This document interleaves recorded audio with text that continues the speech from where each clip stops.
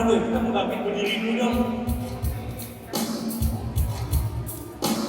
Karena COVID sudah hampir tiada, jadi kita boleh tos-tosan sama teman kanan kiri, boleh ya?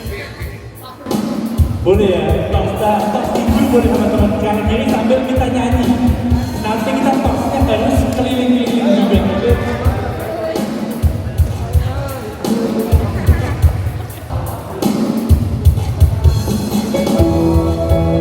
Kita mau mengatakan apa kabar teman-teman kita.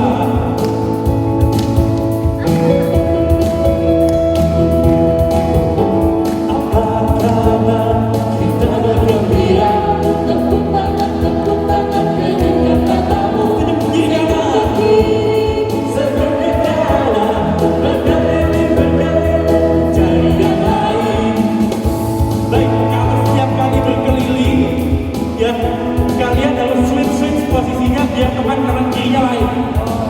Oke, jadi pada saat senyum kanan kiri itu lain gitu loh. Oke, kita ulangi ya. Apa kabar? Kita bergembira. Tepuk tangan dengan matamu. Senyum ke kiri, senyum ke kanan. Keliling.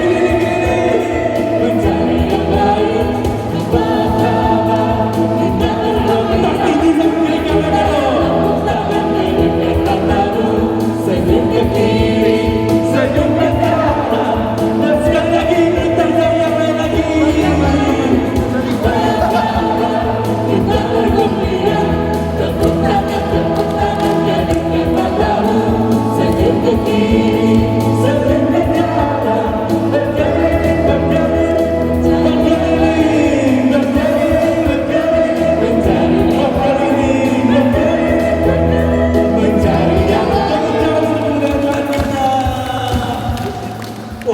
Berkeliling ini sudah pas, langsung kembali ke tempat masing-masing. Mantap, baik, silahkan duduk teman-teman. Baik, kita mau mulai persekutuan doa kita pada malam hari ini. Kita mau tundukkan kepala kita mau arahkan hati dan pikiran kita hanya pada Tuhan kita Yesus Kristus. Mari kita awali dengan kehendak keselamatan yang Tuhan berikan dalam nama Bapa, Putra, dan Roh Kudus. Amin. Selamat malam Bapa, Putra, dan Roh Kudus. Puji dan syukur kami haturkan kehadiran-Mu ya Tuhan. Sebab Engkau Allah yang baik, Engkau Allah yang memelihara kami.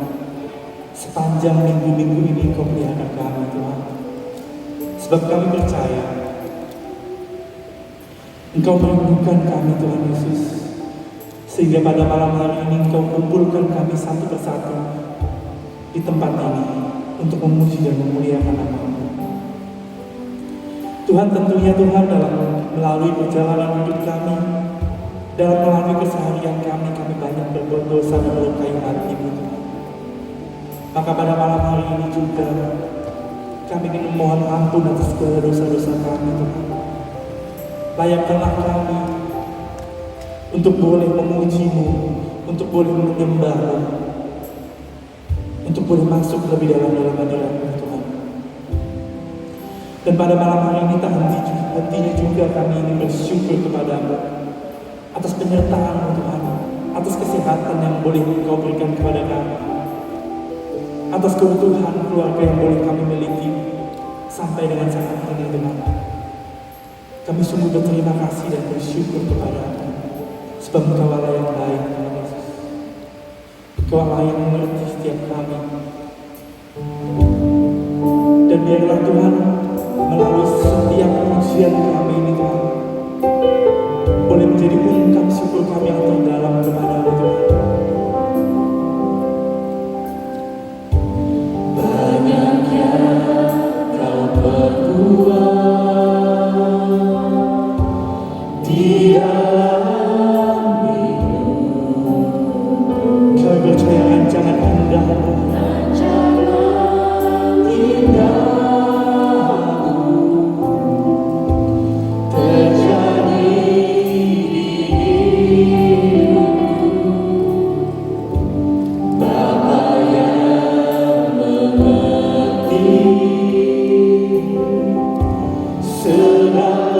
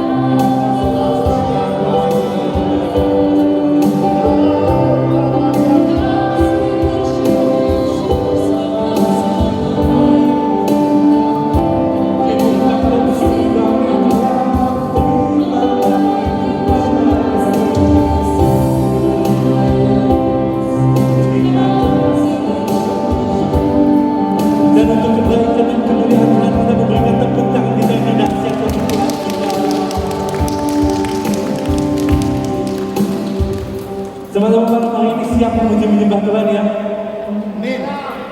Siap memuji menyembah Tuhan ya? Siap.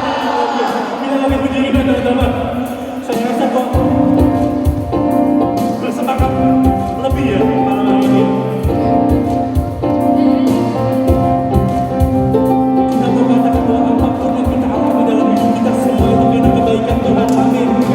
Semua itu karena berkat dan penyertaan Tuhan dalam hidup kita. Apapun yang selalu ada kebaikan Tuhan. Di setiap waktu kau berikan seluruh musimkan terus berganti penyertaan Tuhan, penyertaan yang berganti masa depanmu dalam. Kami percaya masa depan kami aman dalam-Mu, amin. Begitu sempurna kasih-Mu, bawamu melangkah dengan kuasa-Mu, kuasa-Mu menghidupkanku, mengarahkanku. Begitu sempurna kasih-Mu, bawamu melangkah dengan kuasa-Mu, kuasa-Mu menghidupkanku, mengarahkanku. Sekali lagi kita mengatakan terima kasih, mungkin semangat dong. Kita sorakin dan berdasar untuk Tuhan kita. Bahwa apapun yang kita alami, baik atau buruk, itu semua penyertaan Tuhan kita, amin.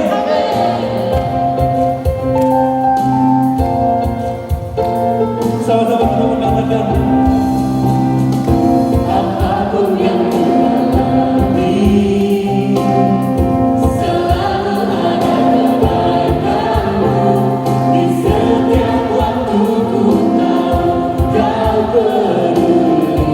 Seluruh hidup, sebab musim berganti dan penyertaan-Mu tetap tidak ada berhenti, Tuhan. Masa depanku ada dalam hati-Mu. Katakan begitu besar, begitu sempurna kasih-Mu, bawamu melangkah dengan kuasa-Mu, kuasa-Mu menghidupkanku, mengarahkanku.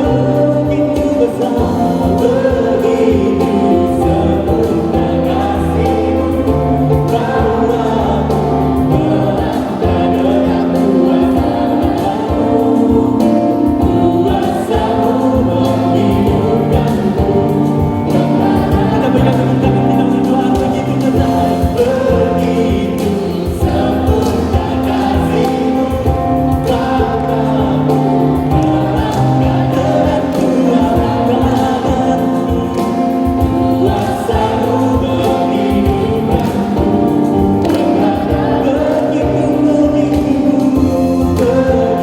Begitu sempurna kasih-Mu, bawamu melangkah dengan kuasa-Mu, kuasa-Mu menghidupkanku, mengarahkanku.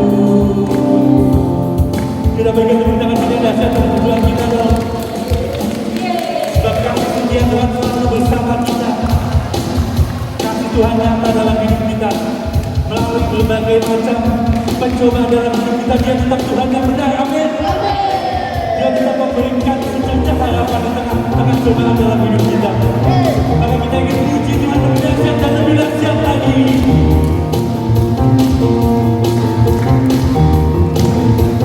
Katakan Kau gunung batu, Tuhan. Kau gunung batuku, Kau kota benteng takkan pernah bertahan. Kau yang menjamin hidupku, Kau keselamatanku.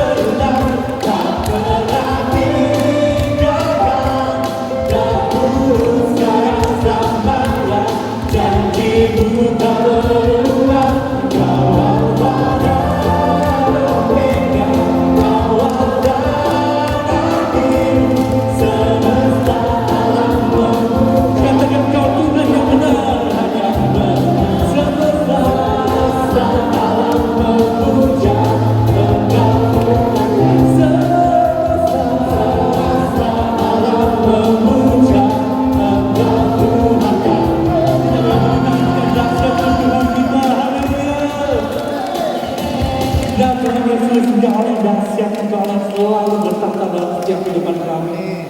Maka pada hari ini Tuhan, kami kembali mengenalkan hadirat pikiran kami. Kami ingin masuk di dalam hadirat Tuhan. Kami ingin menyembah-Mu lebih dan lebih lagi. Karena Engkau telah membawa sukacita pujian dalam setiap kami Tuhan. Roh sukacita pujian yang ada dan tinggal dalam hati kami. Dan saat ini hendak kami pakai untuk masuk dan menyembah-Mu lebih dalam kami Tuhan Yesus. Sebab Engkau adalah Allah yang layak kami sembah. Sebab kami percaya pada malam hari ini Engkau sungguh hadir di tempat ini bersama dengan kami. Engkau sungguh hadir melawat kami pribadi lepas pribadi di tempat ini. Karena kuasa-Mu nyata dalam setiap hati kami. Ku bernyata dalam kudus hadirat-Mu. Hati kata kasih yang menyatakan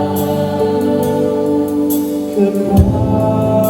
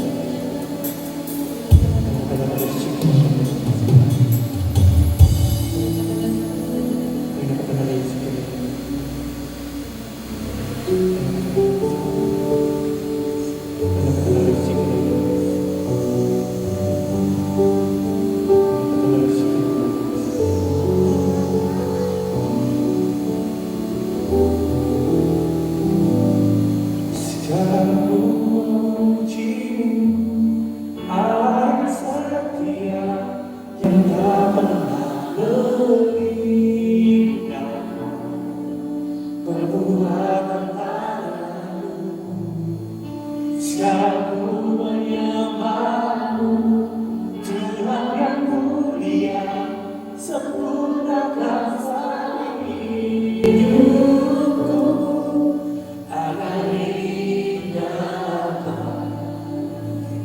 Sekarang ku mau puji Kau, sekarang ku memuji-Mu, Allah yang setia, yang tak pernah meninggalkan perbuatan tangan-Mu. Sekarang ku menyembah-Mu, Allah yang mulia, sempurnakan setiap hidupku agar indah lagi. Sekarang ku memuji-Mu, sekarang ku memuji-Mu, Allah yang setia, yang tak pernah meninggalkan perbuatan tangan. Kami mau puji-Mu Tuhan, Tuhan yang mulia, sempurnakan setiap hidupku agar indah bagimu, agar indah bagimu.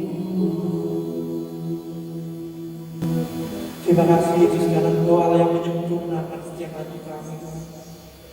Karena Engkau Allah yang selalu membuat kami berharga di hadapan-Mu. Terima kasih Tuhan, terima kasih Tuhan.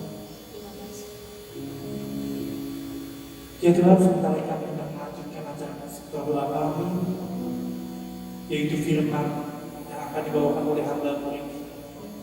Kiranya Engkau yang berkati sertai selalu ya Tuhan, agar apa yang Dia bawakan boleh benar-benar seturut dengan kehendak. Berkaryalah Tuhan dalam doa kami malam hari ini, berkaryalah dalam setiap hati kami pribadi, lepas pribadi.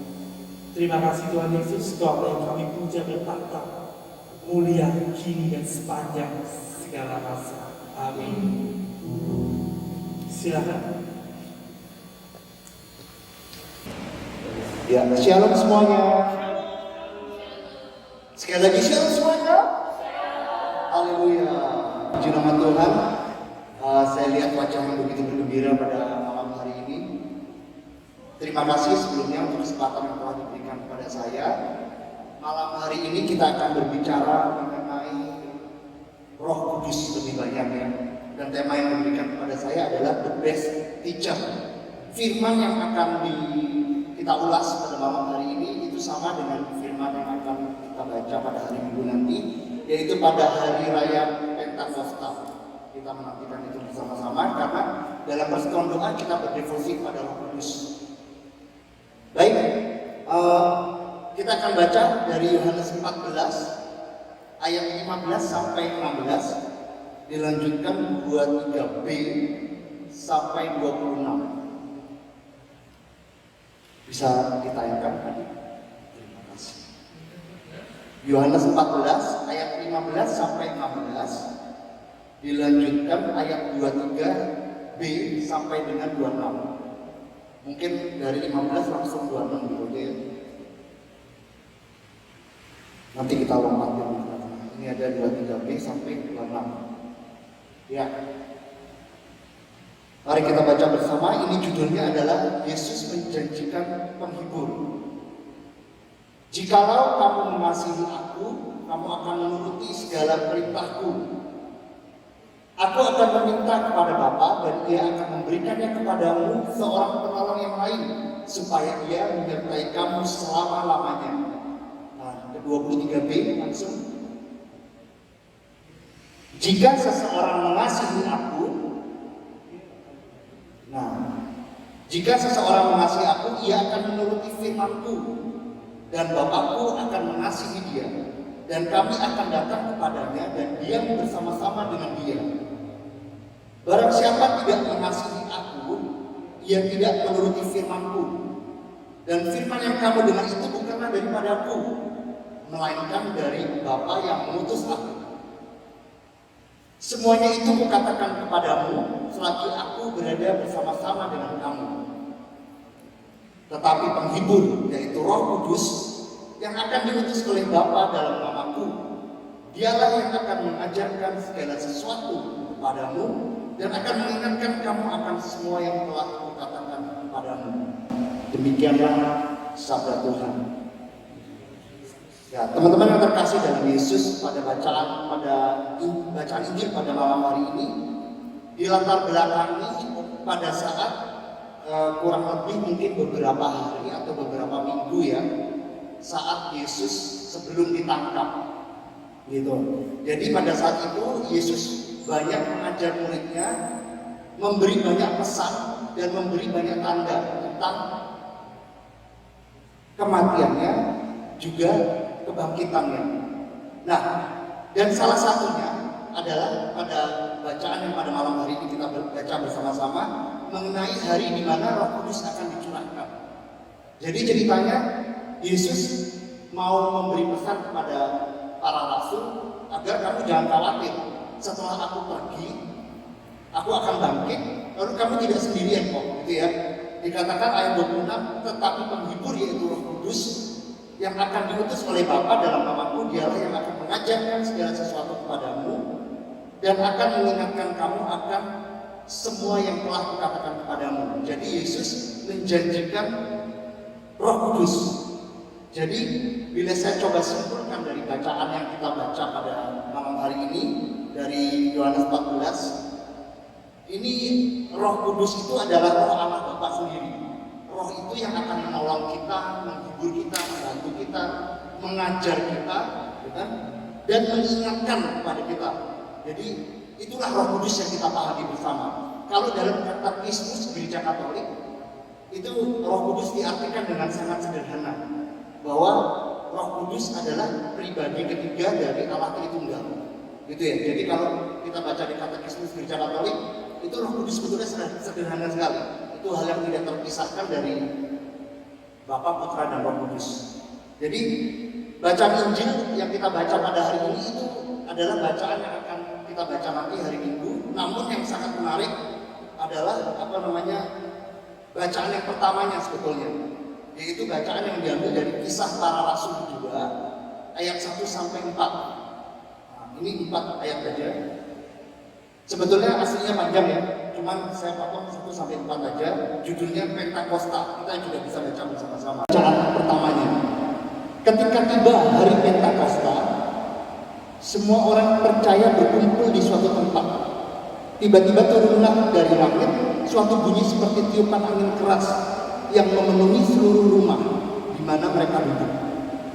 Dan tampaklah kepada mereka lidah-lidah seperti nyala api yang bertebaran dan hinggap pada mereka masing-masing. Maka penuhlah mereka dengan kuasa Roh Kudus. Ya. Jadi pada bacaan Injilnya Tuhan Yesus berjanji untuk memberikan Roh Kudus. Namun ternyata di bacaan yang pertama di situ dikatakan Roh Kudus sudah dicurahkan, gitu ya, di bacaan pertamanya. Nah, saya seringkali ini ya bertanya-tanya gitu. Kalau kita lihat bahwa Roh Kudus yang digambarkan sebagai lidah-lidah api yang turun kepada para rasul, dulunya tuh saya bingung gitu. Kenapa kok Roh Kudus itu bentuknya lidah api? Berbeda dengan Roh Kudus pada saat Yesus dibaptis. Nah, kalau teman-teman tahu, pada saat Yesus dibaptis, itu Roh Kudusnya bentuknya burung merpati, betul ya? Bukan lidah api, gitu. Jadi seringkali saya bertanya gitu, kenapa gitu ya? Di catatan saya ini Lukas 3 ayat 21, ketika seluruh orang banyak itu telah dibaptis, dan ketika Yesus juga dibaptis dan sedang berdoa, terbukalah langit, turunlah Roh Kudus dalam rupa burung merpati ke atasnya. Nah, saya tuh bingung gitu, kenapa kok harus beda gitu? Apa dalam bayangan saya apa biar keren aja gitu? Karena kan ceritanya para rasul itu di malam hari, gitu ya. Jadi api biar kelihatan. Kalau Yesus itu di siang hari, pada saat dibaptis, Roh Kudus turun dalam bentuk burung merpati. Nah, namun setelah saya merefleksi lebih dalam lagi gitu ya, kita bersama mau menyadari mengenai sifat api terlebih dahulu. Atau mungkin sebelumnya ada teman yang mau menjawab, kira-kira kenapa ya kok bisa beda gitu? Ada yang bisa menjawab? Mungkin kenapa kok Roh Kudusnya para rasul itu api, Yesus itu burung? Mungkin ada yang mau menjawab? Roy mungkin menjawab? Memberikan keberanian. Kalau api memberikan keberanian untuk murid-muridnya. Ada lagi yang lain? Kalau Yesus tidak perlu diberi api berarti kan? Karena dia sudah sumber keberanian itu sendiri. Ya. Mungkin ada jawaban yang lain yang lebih menggugah selera? Nah, jawaban lain betul. Ya, cuman kita bersama mau menyadari bahwa sifat dasar dari api itu suatu unsur alam yang sangat kuat. Ya. Api itu kuat, gitu ya. Jadi api ini memiliki kekuatan yang dapat merubah sesuatu atau memurnikan sesuatu. Contohnya, kalau kayu dibakar, ya kayu dikasih api itu terbakar lalu jadi abu, kan gitu ya. Atau kalau kita logam itu kalau dibakar nanti memuai lembek, gitu ya. Terus kita bakar lebih lama lagi, dia meleleh gitu. Nah, seorang penambang emas itu juga memurnikan emasnya itu juga pakai api. Karena biasanya penambang itu dia dapat emas, tapi emasnya biasanya kotor ya, bercampur lah gitu dengan logam-logam yang lain. Tentunya itu harus dicairkan begitu, lalu dipisahkan. Baru emas itu bisa dibentuk menjadi sesuatu yang berbeda, perhiasan atau apa indah, itu pun dengan menggunakan api, kan begitu. Supaya bentuknya indah biasa di api. Kalau saya sampai browsing di YouTube itu gimana caranya emas itu bisa jadi perhiasan, itu ternyata sulit ya. Pakai kelas itu api itu ya. Jadi begitu banyak hal yang menunjukkan bahwa api ini sangat kuat. Api ini mampu membakar, mampu merubah sesuatu. Dari contoh yang saya bisa sebutkan tadi, kita mengetahui bahwa api sangat luar biasa, mampu membuat sesuatu yang baru, mampu membuat sesuatu menjadi murni. Nah, teman-teman yang terkasih dalam Yesus, melalui permenungan saya ini, saya mulai memahami betul seperti tadi Roy bilang bahwa mengapa Roh Kudus itu turunnya dalam bentuk api, gitu ya. Sebab para murid itu harus dirubah, harus diberi penyemangat, gitu, harus diberi penolong. Ya beda dengan Yesus yang adalah Yesus kita percaya adalah sumber dari semangat itu sendiri. Yesus itu sumber dari kekuatan itu sendiri. Bahkan Yesus sama sekali tidak takut, gitu ya. Dia tahu dia akan dianiaya, walaupun memang dia mengalami ketakutan yang luar biasa pada malam hari sebelumnya, tapi dia berhasil mengalahkan ketakutan itu dan tetap maju. Yesus nggak kabur, gitu ya.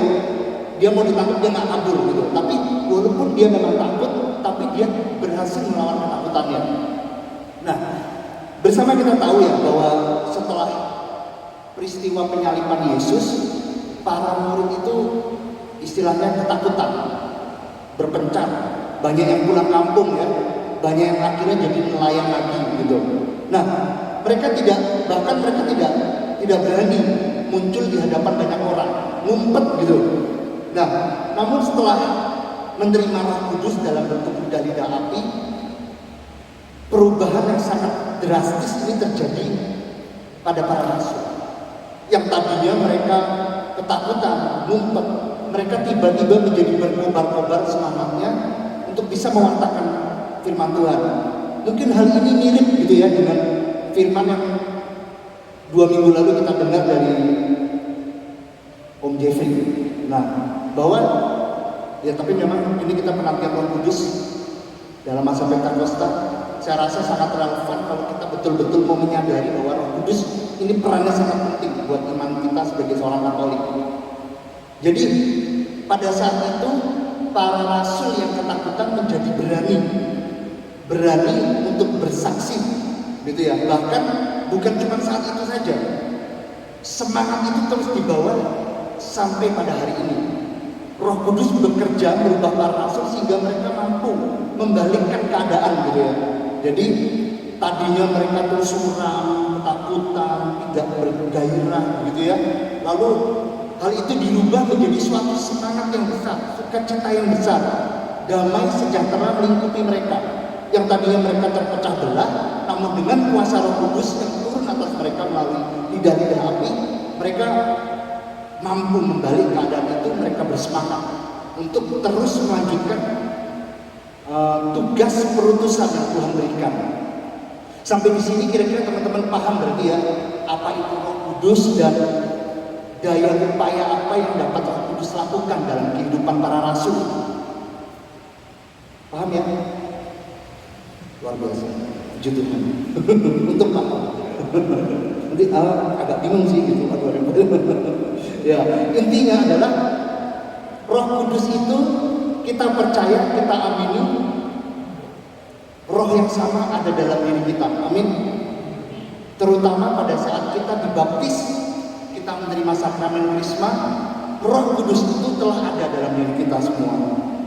Jadi seharusnya yang terjadi dalam diri kita adalah kobaran semangat yang serupa. Betul apa betul? Betul ya? Harusnya. Namun apa yang terjadi gitu? Seringkali kalau kita melihat realita yang ada, bahwa kalau saya dengar gitu ya dari luar gitu, seringkali image-nya bahwa orang Katolik itu tuh kayak nggak punya Roh Kudus. Ya, Roh Kudus itu seringkali dilupakan. Jadi image itu seolah-olah Roh Kudus itu hanya milik gereja tertentu, hanya milik para kudus di surga, gitu. Tapi seringkali kita sebagai orang Katolik kita lupa bahwa dalam diri kita juga ternyata ada Roh Kudus, Roh yang sama dengan yang para rasul dapatkan.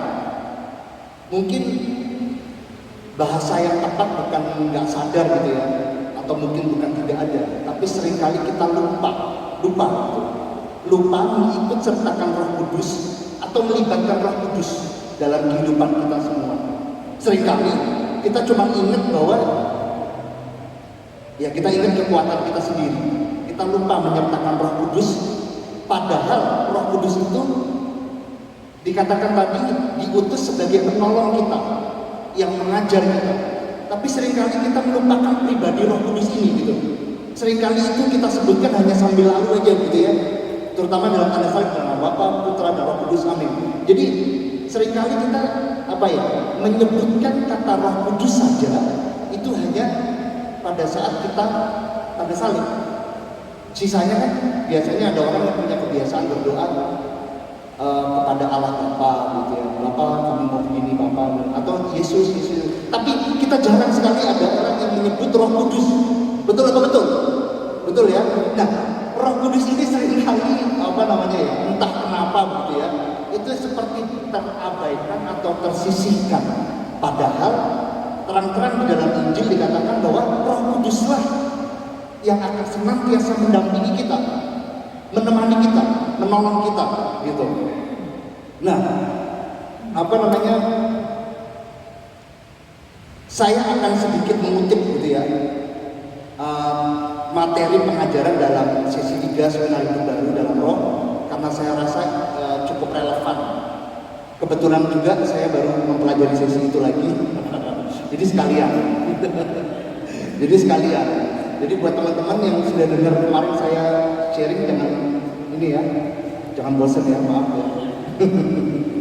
Nah, jadi tentang apa saja sih sebetulnya yang akan kita alami bila mana kita mengizinkan Roh Kudus untuk memimpin kita, untuk ambil alih atas diri kita, untuk mengajar kita, untuk mendampingi kita. Sebenarnya apa yang terjadi gitu? Seringkali kita kan melupakan gitu ya. Tapi pada malam hari ini saya mau mengajak kita semua untuk lebih menyadari keberadaan Roh Kudus, untuk lebih melibatkan Roh Kudus, begitu. Nah, biasanya yang akan kita dapatkan ya saat kita mengizinkan Roh Kudus untuk datang, untuk pimpin kita, untuk apa istilahnya itu ambil alih gitu ya, itu kita dapat berdoa dengan cara yang baru. Nah, cara yang baru ini doa yang seperti apa? Nah, saya ada sedikit sharing. Kalau dulu sebelum saya menyadari tentang keberadaan Roh Kudus itu, seringkali saya itu doanya Bapa kami, gitu ya. Doa Bapa kami, doa makan Bapa kami, doa tidur Bapa kami, doa bangun tidur Bapa kami. Ya. Terus diminta tolong mimpin latihan kur, doanya Bapa kami, gitu kan. Sehingga waktu itu saya secara pribadi mulai apa ya istilahnya itu, Bapak kami itu jadi kayak sudah hafal di luar kepala, sampai saya menyebutkan itu sambil lalu aja, tidak saya maknai kata per kata. Lalu saya mulai bertanya kepada diri saya sendiri pada saat itu, kira-kira saya ini benar gak ya sahabatnya Tuhan Yesus gitu? Kira-kira saya ini benar gak ya bahwa saya itu temannya Tuhan Yesus? Apa betul gak ya bahwa saya menganggap Yesus itu Bapa saya? Saya mulai merefleksi, kayaknya enggak ya. Itu sepertinya cuma di mulut saya aja gitu. Kenapa? Kira-kira normal nggak? Kalau contoh Felix contoh berbicara sama temennya Rainanta, ya. Tapi setiap ketemu ngomongnya hal yang sama, itu teman apa enggak? Ya aneh ya. Sepertinya bukan teman. Apalagi kalau sudah ngomongnya hal yang sama, tapi matanya kemana-mana. Ya artinya nggak perhatian kan. Artinya sampai ini ya, karena selalu ngomong yang itu, sampai kita ngomong pun kita nggak sadar kalau kita ngomong itu, gitu ya. Jadi hati kita tuh nggak kontak gitu dengan yang kita ajak ngomong gitu. Nah di situ saya menyadari bahwa benar ya, ternyata selama ini saya tidak berdoa kepada Tuhan gitu. Tanpa disadari itu saya berdoa nggak dari hati, ya. Saya doa cuma rutinitas, ya saya orang Katolik, saya harus begini, saya harus begitu, gitu kan ya. Nah, namun setelah saya menyadari bahwa Roh Kudus itu boleh hadir dalam hati saya dan saya melibatkan Roh Kudus dalam diri kita, saya merasa pada saat saya berdoa saya betul-betul dekat dengan Tuhan. Saya itu kalau doa itu sekarang lebih banyak ngobrol, gitu ya. Ngobrol. Jadi kalau saya lagi susah, Tuhan tolong aku Tuhan, gimana Tuhan, gitu ya. Jadi saya lebih ngobrol. Terus saya bercerita tentang apa saja yang saya sudah alami hari ini. Walaupun saya percaya Tuhan tahu, cuman saya merasa bahwa itu sebagai bentuk komunikasi saya. Dulunya kalau saya berdoa, saya tuh nyerocos terus, ya. Doanya cuma satu, Bapa kami, atau yang kedua kalau lagi kesulitan minta-minta. Itu doa saya. Pokoknya kalau kesulitan Tuhan tolong aku Tuhan gitu ya. Jadi doanya cuma begitu. Namun setelah saya melibatkan Roh Kudus untuk boleh hadir dalam hati saya, boleh menguasai saya lebih banyak ungkap syukur dalam setiap doa saya, teman-teman. Jadi saya lebih banyak bersyukur, saya lebih banyak memuji. Saya mungkin bagian minta-minta itu paling ending lah. Bahkan seringkali saya nggak tahu mau minta apa lagi, karena apa? Karena saya sudah terlalu bersyukur kepada Tuhan. Artinya begini, Tuhan kau sungguh baik, kau teramat baik, sampai nggak tahu lagi saya mau minta apa lagi, gitu. Karena saya percaya, saya yakin Engkau lebih mengerti kebutuhanku Tuhan, gitu ya. Nah di saat itulah saya merasa suatu kedekatan yang sangat pribadi dengan Tuhan. Itu. Jadi hal yang pertama adalah saya dapat berdoa. Kita semua dapat berdoa dengan cara yang baru. Dan yang kedua, pelayanan kitab suci, liturgi dan sakramen menjadi hidup kembali. Itu yang terjadi bila kita menyertakan Roh Kudus. Contoh yang paling terasa dalam diri saya adalah saat saya misa. Gitu. Kalau saya datang misa itu dulu ya, saya datang misa saya selalu gitu ya. Datang misa, oke, selesai, seringkali ngantuk dalam misa gitu. Lalu pulang dan tidak merasakan apapun. Gitu. Jadi misa atau kegiatan-kegiatan rohani dalam gereja seperti ya tugas kur, yo gitu ya. Aduh aku diajak jadi beef dinner, sungkan loh, itu teman-teman semua, ya ikut gitu kan ya. Aku ikut beef dinner, aku ikut jadi ajudan gitu. Ya mungkin karena sungkan, nggak enak, mungkin ya sekalian lah dapat teman ngobrol gitu kan, dapat teman baru, atau itu ada cewek agak cakep. Nah, jadi modusnya beda gitu, modusnya beda. Nah, apa namanya di situ saya benar-benar menyadari bahwa dalam tanda kutip segala kegiatan rohani saya itu hanyalah rutinitas ataupun kewajiban kita dalam bentuk kita warga Katolik gitu ya. Jadi saya tidak melibatkan hati saya pelayanan gitu ya. Kalau dapat makan puji Tuhan, enggak ya udah gitu kan. Nah, namun apa yang terjadi setelah saya melibatkan Roh Kudus lebih lagi dalam diri saya, yang terjadi adalah ini ya, kitab suci, liturgi, pelayanan sakramen menjadi hidup kembali. Terutama pada saat saya misa, saya merasakan betul kehadiran Tuhan dalam roti hostia. Saat saya menerima komuni, saya rasakan betul bahwa saya mengimani betul Allah telah ada di dalam saya, mengkuduskan saya, mensucikan saya, memampukan saya, memberi saya kekuatan. Lalu sepulang dari misa saya juga merasakan suatu kelegaan.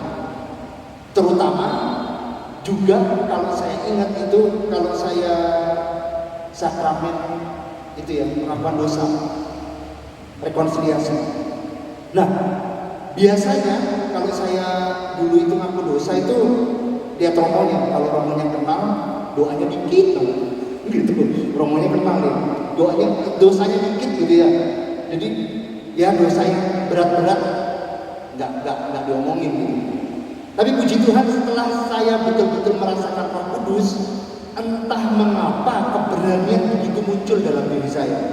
Saya bongkar tuh semua dosa-dosa saya, walaupun saya kenal Allah. Hingga suatu ketika saya pernah ada di ruang pengakuan nggak sadar 45 menit gitu ya. Karena saya terlalu banyak dosa yang gitu. Jadi romonya ikut curhat juga sama saya. jadi kita ngobrol berdua gitu. Iya saya juga gitu. Waduh, kita saling ngaku dosa. Nah, di situ saya merasakan bahwa setelah saya keluar dari ruang pengakuan, kelegaan itu luar biasa. Beda sekali gitu ya. Ketimbang saya yang sebelumnya hanya menjalankan rutinitas atau dalam tanda kutip takut ditanya orang. Kamu udah ngaku belum? Ngaku di mana? Wih, itu takut sekali tuh. Apalagi kalau kita orang rajin pelayanan, gitu kan ceritanya. Nah, itu kalau ditanya gitu tuh ngeri tuh. Ayo kita harus ngaku dosa di mana gitu kan. Nah, hal-hal semacam itu yang seringkali membuyarkan saya bahwa ternyata saya membutuhkan sakramen rekonsiliasi, sakramen pengampuan dosa. Nah, hal itu berbeda setelah saya betul-betul merasakan Roh Kudus. Itu ya yang saya rasakan gitu. Jadi ada banyak hal gitu, ada banyak hal yang saya dapat rasakan, terutama dalam hal membaca kitab suci gitu. Kalau dulunya saya nggak pernah baca kitab suci, sekarang bolong-bolong lah gitu ya. Mending kan bolong-bolong daripada dulunya nggak pernah gitu. Nah, sekarang caranya saya biasanya di meja kerja saya selalu ada ruang. Saya taruh di situ. Jadi itu kalau saya nggak baca tuh ada rasa bersalah gitu di sini gitu ya. Ada ruang terbuka itu hari kemarin gitu. Kalau nggak aku buka tuh kayak ada rasa berdosa gitu. Itu caraku. Dan aku percaya bahwa itu Roh Kudus yang menggerakkan aku. Kalau aku yang dulu mungkin aku umpetin itu bukunya itu, ruangnya itu aku umpetin supaya nggak lihat dan nggak merasa bersalah gitu. Nah, lalu yang ketiga, buah-buah Roh Kudus akan berkembang dalam diri kita. Nah, ini apa saja buah-buah Roh Kudus itu? Mari bersama kita buka dalam Galatia 5 ayat 22 sampai 23. Galatia 5 ayat 22 sampai dengan 23. Di situ ada buah-buah roh ya. Ini sekedar pengingat aja buat kita semua. Mari kita baca bersama-sama. 3, 2, 1. Tetapi buah roh ialah kasih, sukacita, damai sejahtera, kesabaran, kemurahan, kebaikan, kesetiaan, kelemah lembutan, dan penguasaan diri. Tidak ada hukum yang menentang hal-hal itu. Ada 9 buah roh yang baru saja kita baca, dan seharusnya 9 buah roh itu sudah ada dalam diri kita masing-masing yang telah terbaptis. Amin. Apa aja itu tadi?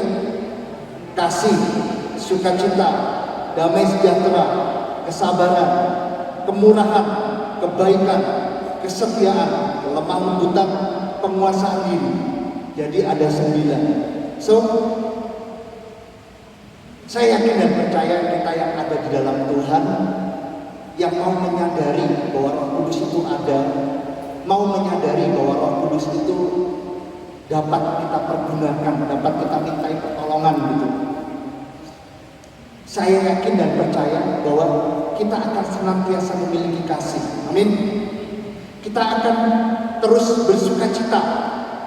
Damai sejahtera itu senantiasa ada dalam hati kita, dalam pikiran kita, dalam keluarga kita. Kita menjadi pribadi yang panjang sabar, gitu ya. Panjang sabar. Banyak orang bilang gini, kesabaran itu ada batasnya loh, gitu kan? Padahal percaya nggak percaya bahwa kesabaran itu sebetulnya nggak ada batasnya, teman-teman. Yang membuat batasan adalah kita sendiri. Oh, batasku sampai sini, sabar. Oh, batasku sampai sini gitu. Oh, lihat ya, sampai dia begini, aku begini, nah gitu ya.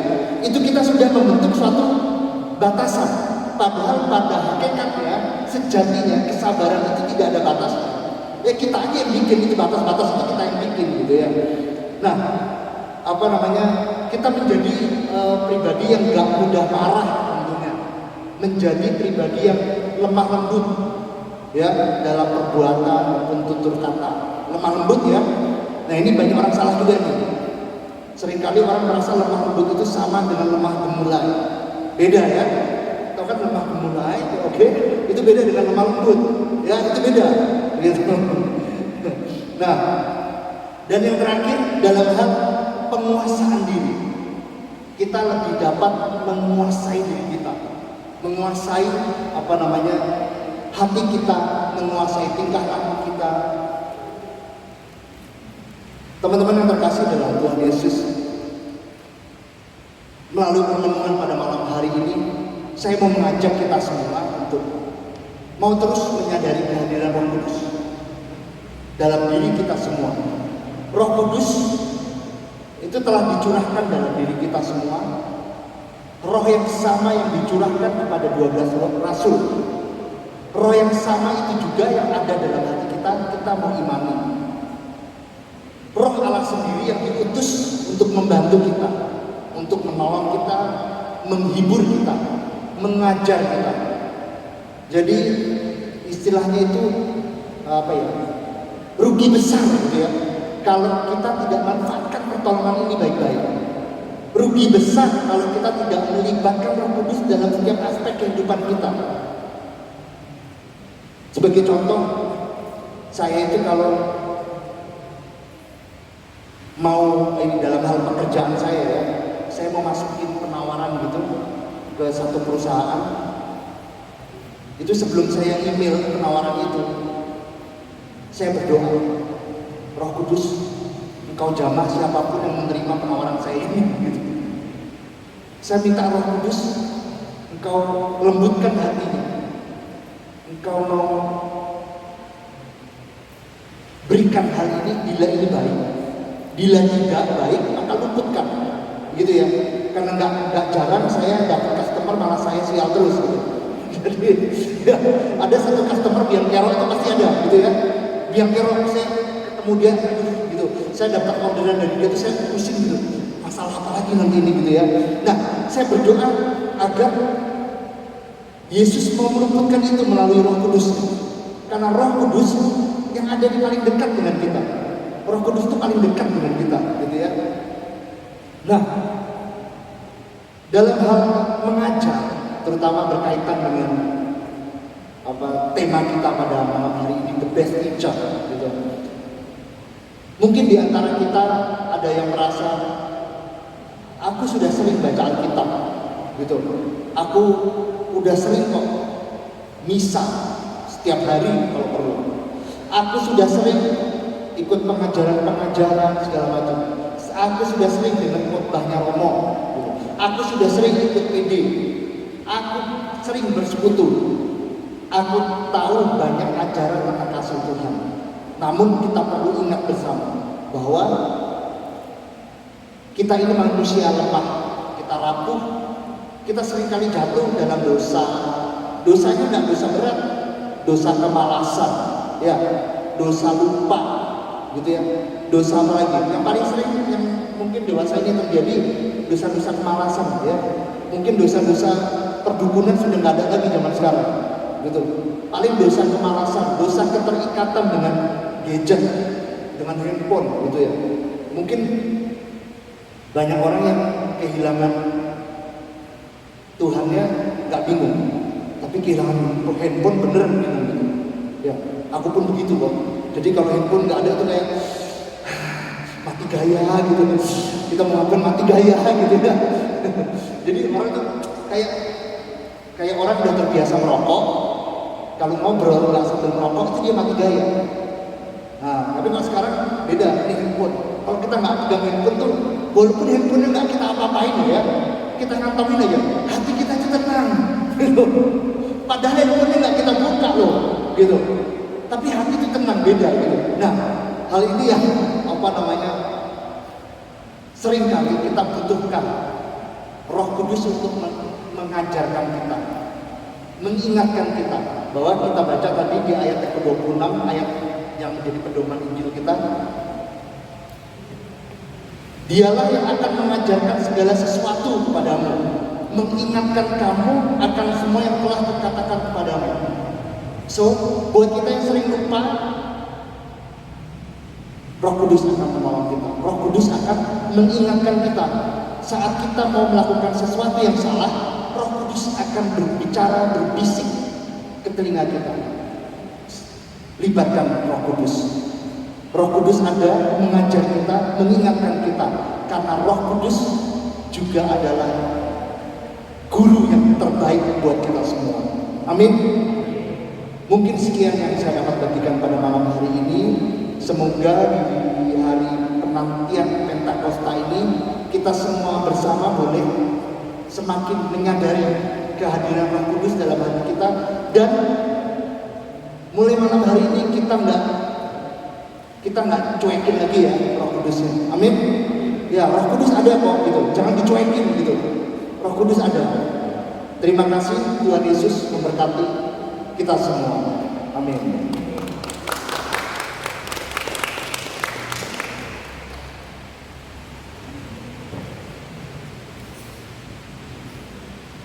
Sekali lagi kita kasih tepuk tangan untuk Bro Ricky yang sudah membawakan renungan untuk kita pada malam hari ini. Jadi jangan sampai kita lupa akan Roh Kudus, selalu sertakan Roh Kudus dalam setiap hidup kita. Amin. Amin. Oke. Saat ini kita mau masuk ke acara selanjutnya, tapi sebelumnya kita mau menenangkan hati kita terlebih dahulu. Kita mau doa persembahan terlebih dahulu. Allah Bapa di surga, Allah Roh Kudus, syukur dan terima kasih karena pada malam hari ini kami boleh mendengarkan firman yang dibawakan oleh hamba-Mu Bro Ricky. Semoga apa yang disampaikan oleh Bro Ricky boleh merupakan perpanjangan apa yang ingin Kau sampaikan kepada kami. Berkati kami Tuhan, dan sebentar lagi kami ingin memberikan yang terbaik dari yang kami miliki. Kiranya persembahan kami ini boleh membantu untuk memperbesar kerajaan-Mu dan membantu untuk rencana ke depan semua doa kami. Terima kasih Bapak. Amin. Oke, mungkin bisa kantong mereka dibantu diedarkan. Sambil kantong mereka diedarkan, ada beberapa pengumuman yang perlu kita sampaikan. Oke, yang pertama. Nah, bagi teman-teman yang mungkin ingin memberikan persembahan kasih secara transfer bank, itu bisa, kita sudah ada QR code yang bisa di-scan, tapi kayaknya kejauhan scan-nya, jadi mungkin bisa transfer antar rekening aja, atau nanti bisa melalui fisik di kantong kolektor yang telah disediakan. Selanjutnya, teman-teman kita ada Hilang kan ya? mau scan. Boleh diulangi lagi, saya nggak apa-apa banget. Mau scan, balik lagi ke ini, QR code lagi. Nah, bisa kejauhan nggak? Mau berdiri? Saya fleksibel orangnya, nggak masalah.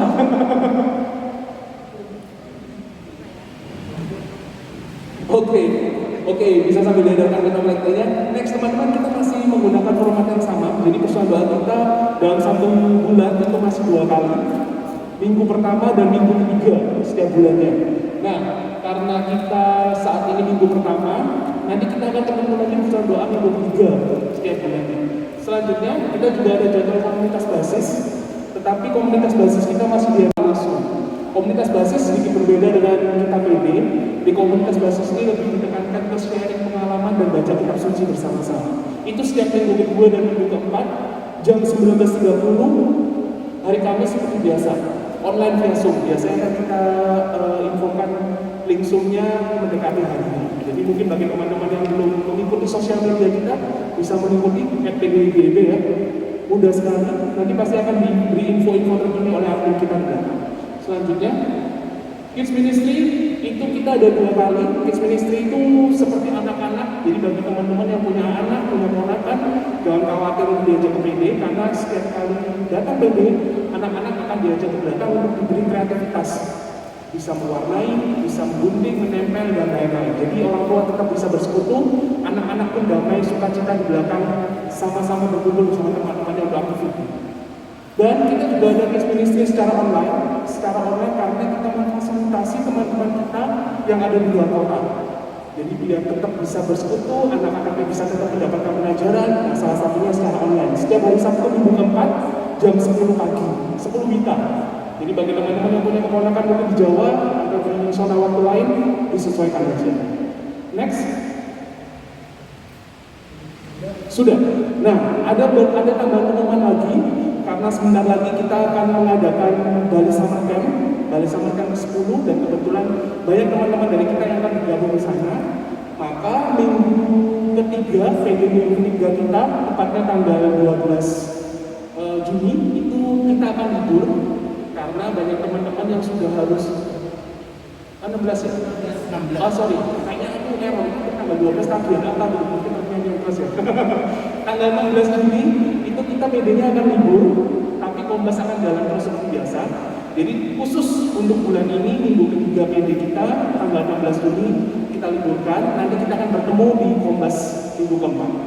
Sekian pengumuman dari saya, nanti untuk info lebih detailnya akan disampaikan melalui grup WhatsApp ataupun sosial media kita. Ada pengumuman tambahan? Koordinator basic? Aman? Ketua bidang 4 BPK? Aman, oke. Sekian pengumuman kita, terima kasih, saya kembalikan ke WLN.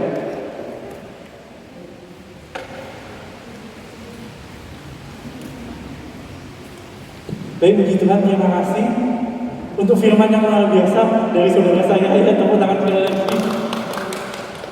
Perdana membawakan firman di PD sendiri loh guys, dan dahsyat sekali ya. Baik, singer-singer saya, pemusik saya. Baik, kita sampai di penghujung acara kita mau kembali tenangkan hati kita mau berdoa penutup.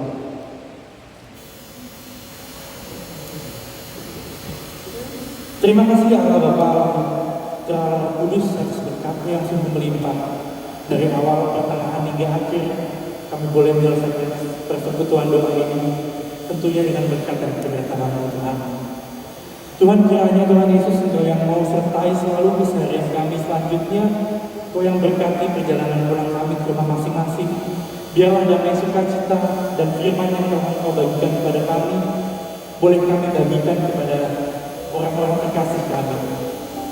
Dan sekiranya juga Tuhan, Engkau yang sertai selalu,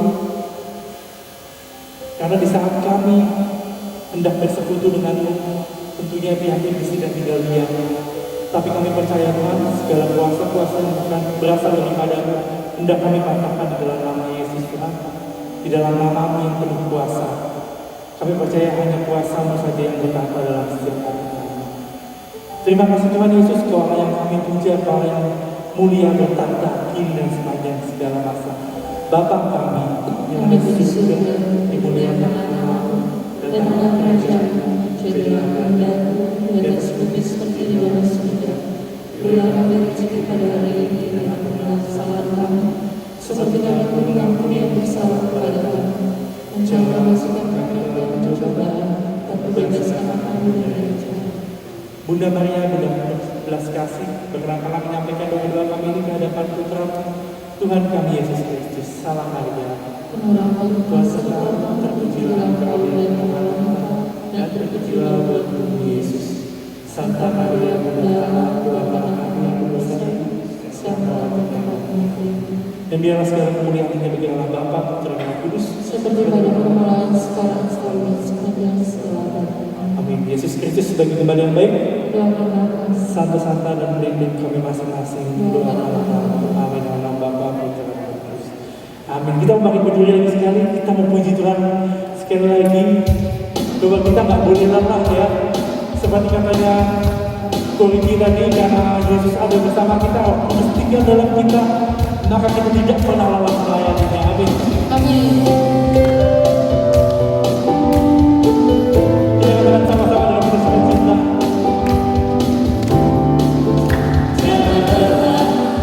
Bekerja ibadahnya Tuhan, Roh Kudus yang beri kekuatan, yang mengajar dan menopang.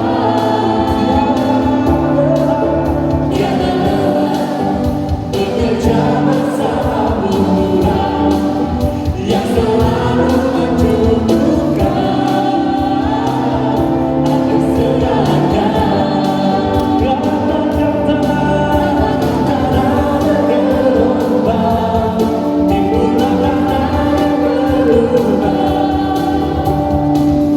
Menjadi siap imanmu di atas dasar iman, datangkan darah bergelombang, timbullah rasa yang berubah. Menjadi siap imanmu di atas dasar iman.